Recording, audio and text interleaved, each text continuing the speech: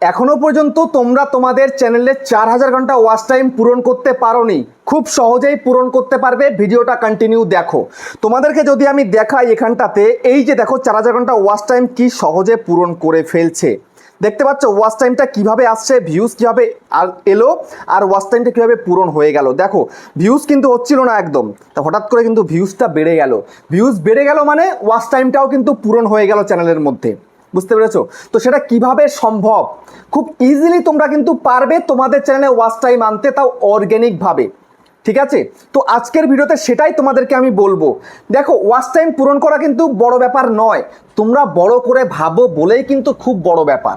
বুঝতে পেরেছো? তো আজকে তোমাদেরকে 5টা পয়েন্ট বলবো, এই 5টা পয়েন্ট তোমরা যদি মেনে কাজ করতে পারো তাহলে তোমাদের ওয়াচ টাইম 1 সপ্তাহের মধ্যে আসবে। হতে পারে 5 দিনে চলে এলো 4000 ঘন্টা, হতে পারে 4 দিনে চলে এলো, হতে পারে 3 দিনে চলে এলো, আসবে। বুঝতে পেরেছো? আমাদের চ্যানেলে এত এত ওয়াচ টাইম আসছে, আমাদের এখন তো কোনো প্রয়োজন নেই, কিন্তু আসছে। কিন্তু তোমাদের প্রয়োজন, তোমাদের আসছে না। তার কারণ কি? তোমরা সঠিকভাবে কাজ করতে পারছো না। তোমরা সঠিকভাবে যদি কাজ করতে পারতে তাহলে ওয়াচ টাইম খুব ইজিলি নিয়ে আসতে পারতে। বুঝতে পেরেছো? তোমরা শুধু গাদার খাটনি খেটেই যাচ্ছ, ভিডিওতে না আনতে পারছো ভিউজ, না আনতে পারছো ওয়াচ টাইম, কিছুই পারছো না। ঠিক আছে, তো আজকে তোমাদের 5টা পয়েন্ট বলবো কীরকমভাবে তোমাদেরকে কাজ করলে তোমাদের চ্যানেলটা গ্রো করবে, সেটা তোমাদেরকে আমি তুলে ধরছি, বলছি এবং দেখিয়ে দিচ্ছি। এটা আমার নিজের কথা নয়, আমার নিজের মন গড়া কথা নয়, কিন্তু আমি তোমাদেরকে আজকে ইউটিউবের কথাটাই তুলে ধরবো। ইউটিউব কি বলছে, কিভাবে তুমি তোমার চ্যানেলে ওয়াচ টাইমটা অর্গ্যানিক্যালি বাড়াতে পারবে। যদি এটা দেখতে পারো, বুঝতে পারো, তাহলে কিন্তু তোমরা খুব সহজেই পূরণ করতে পারবে।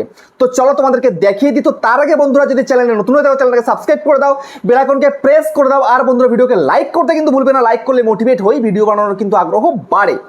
দেখো বন্ধুরা, দিনের পর দিন যদি গাধার খাটনি খেটেও যাও, ওয়াচ টাইম কিন্তু পূরণ করতে পারবে না। অর্থাৎ তোমার ভিডিওকে তুমি ভাইরাল করতে পারছো না।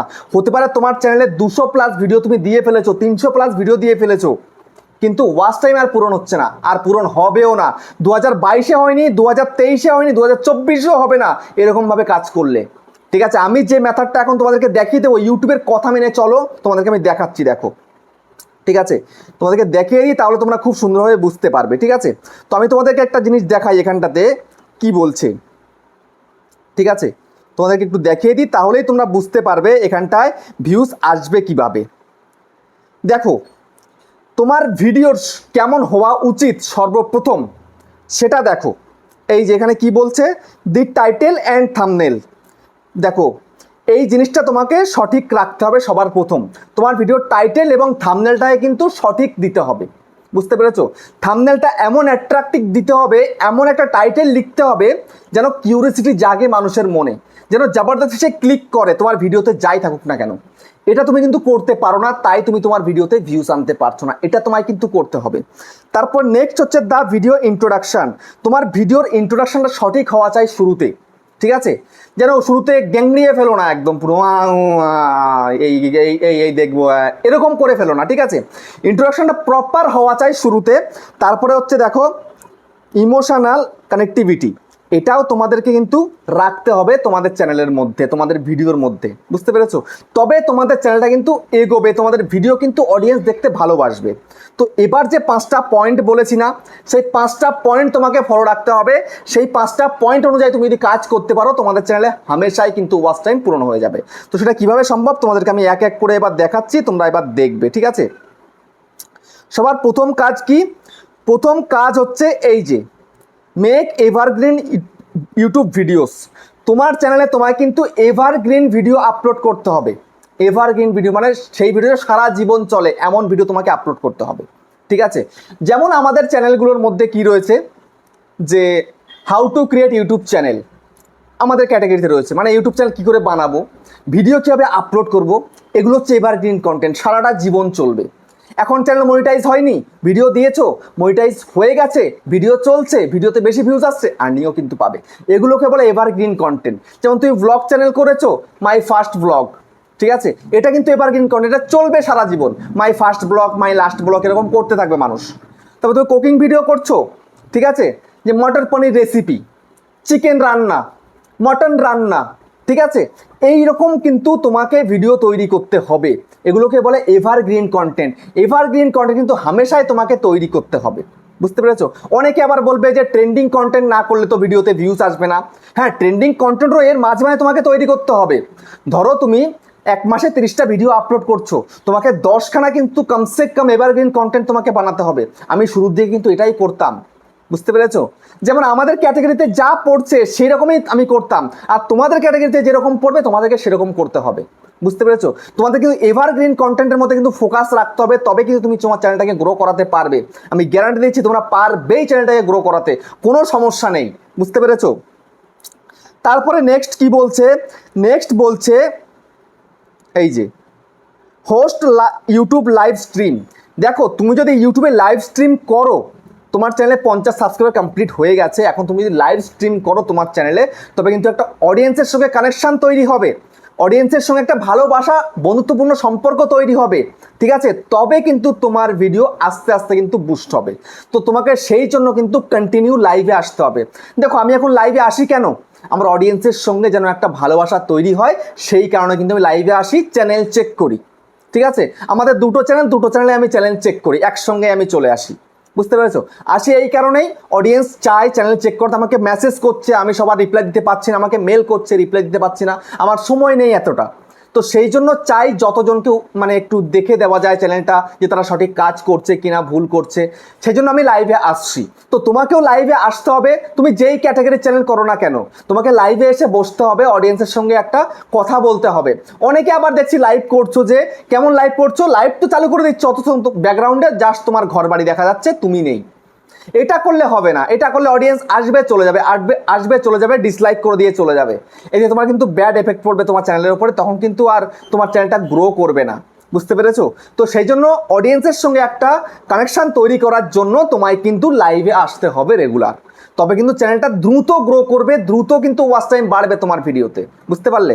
তারপরে নেক্সট কি বলছে? নেক্সট এখানটায় বলছে build watch time through playlist.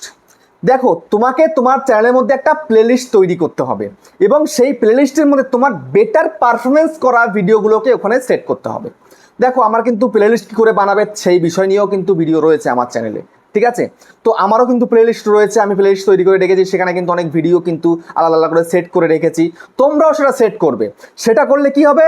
তোমাদের নিজেদেরই উন্নতি হবে, বুঝতে পেরেছো? তো প্লেলিস্ট সেট করতে হবে তোমাদের চ্যানেলের মধ্যে, তাহলে কিন্তু তোমাদের ভিডিও কিন্তু চলবে। ধরো কেউ একটা প্লেলিস্টের মধ্যে ক্লিক করলো, একটা ভিডিও দেখলো, সেটা তার ভালো লেগে গেল, নেক্সট ভিডিওতেও সে ক্লিক করবে, সেটাও ভালো লাগলো, নেক্সট আরেকটা ভিডিওতে ক্লিক করবে, বুঝতে পেরেছো? একবার প্লেলিস্টে ঢুকলে মানুষ কিন্তু একটা ভিডিও দেখে বেরিয়ে যায় না, কমসে কম 5টা 7টা ভিডিও দেখে, কিছুটা করে হলেও দেখে, কিন্তু দেখে তারপরে কিন্তু বের হয়।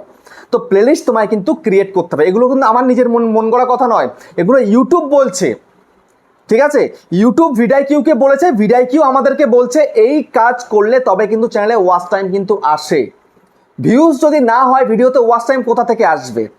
অর্গ্যানিকভাবে যদি তুমি ভিউজ আনতে চাও, তাহলে তোমাকে এরকমভাবে ফলো করতে হবে, ঠিক আছে? তারপরে নেক্সট কি বলছে? Promote on other social media channel.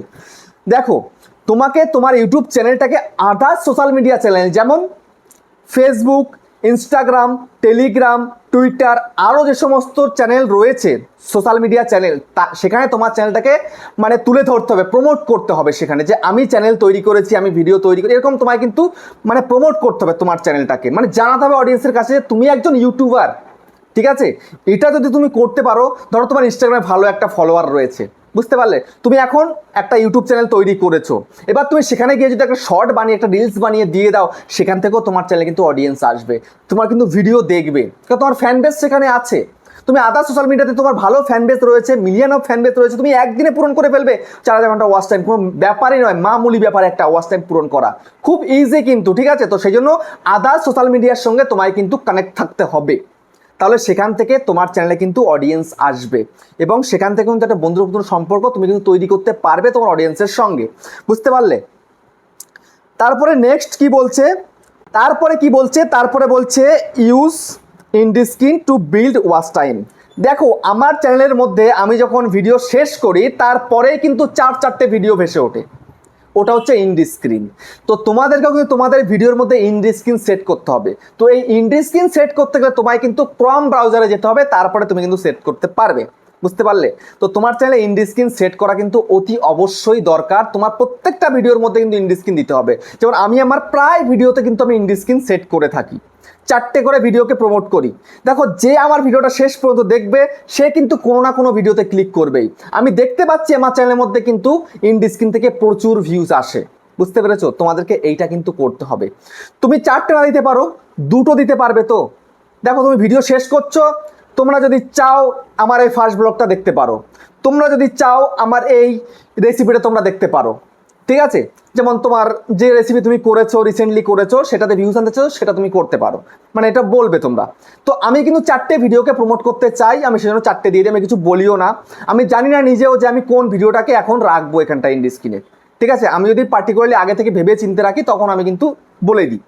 তো যাই হোক, তো এভাবে তোমাদের কিন্তু ইন্ড স্ক্রিন দিতে হবে তোমাদের প্রত্যেকটা ভিডিওর মধ্যে, তবেই কিন্তু তুমি তোমার চ্যানেলটা থেকে কিন্তু ভিউজ আনতে পারবে। তোমার একটা ভিডিওতে ভিউজ হচ্ছে, তার সঙ্গে আরও 4টে বা আরও 3টে বা আরও 2টো বা আরও একটা ভিডিওতে কিন্তু ভিউজ আসবে। সেই ভিউজ থেকে কিন্তু ওয়াচ টাইমে কিন্তু পরিণত হবে। বুঝতে পারছো? তো এইভাবে তুমি যদি কাজ করতে পারো, ডে বাই ডে নিজেকে আপগ্রেড করতে পারো, তবে কিন্তু তুমি তোমার চ্যানেলটাকে খুব সহজেই 4000 ঘন্টা পূরণ করতে পারবে, চ্যানেলটাকে মনিটাইজও করতে পারবে। বুঝতে পারলে? এটা হচ্ছে একদম পুরো শর্টকাট মেথড, একদম পুরো অর্গ্যানিক মেথড, কোনো 2 নম্বরই কিছু নেই এখানটাতে ওয়াচ টাইম পূরণ করার জন্য। তো বুঝতে পারলে তোমরা সবটা? ভিডিওটা কেমন হচ্ছে কমেন্টে জানিও। আবার দেখা হচ্ছে নেক্সট ভিডিওতে।